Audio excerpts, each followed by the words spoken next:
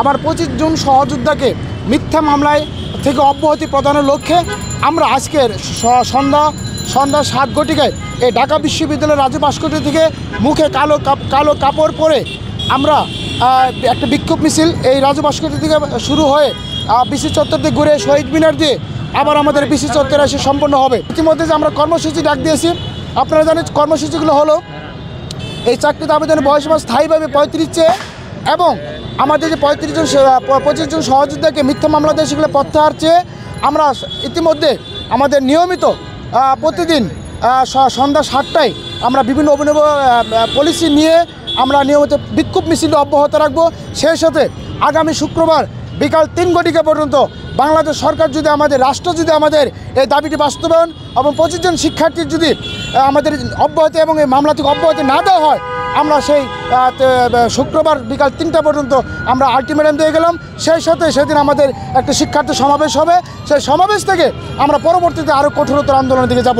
প্রিয় সহযোদ্ধা ভাই বোনেরা, আমরা ইতিমধ্যেই সংবাদ সম্মেলন ঘোষণা দিয়েছি।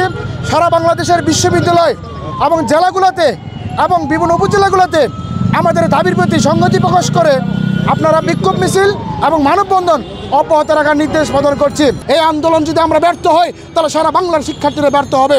আপনারা জানেন 52 ভাষা আন্দোলন থেকে বর্তমানে যতগুলো ছাত্র আন্দোলন হয়েছে আজ পর্যন্ত কোনো আন্দোলন বিফলে যায় নাই।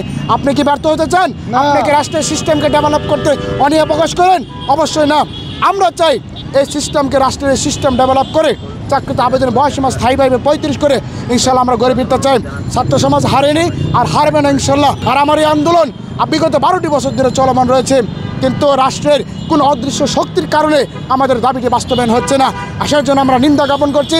সেই সাথে আমরা মাননীয় প্রধানমন্ত্রীর কাছে বিনীত অনুরোধ করছি, আপনি কাল খবর না করে এই শিক্ষার্থীদের মুখের দিকে তাকে দ্রুত সময়ের ভিতরে আপনাকে প্রজ্ঞাপন জারি করে দিতে হবে। সেই সাথে আমি প্রশাসনকে বলবো, আপনারা আমাদের 25 জন শিক্ষার্থীর নামে যে মিথ্যা মামলা দিয়েছেন সেই মামলাটি দ্রুত সময়ের মধ্যে প্রত্যাহার করে নিতে হবে। অন্যথা শিক্ষার্থী সমাজ কি করতে পারে সেটা 52 থেকে 1971 সালে স্বাধীনতা সংগ্রামের পর্যন্ত শিক্ষার্থীরা ইতিমধ্যে আপনারা দেখেছেন। সুতরাং আর কালক্ষেপণ না করে আমাদের দাবিগুলো বাস্তবায়ন, সেই সাথে আমাদের এই শিক্ষার্থীদেরকে মুক্তি দিতে হবে।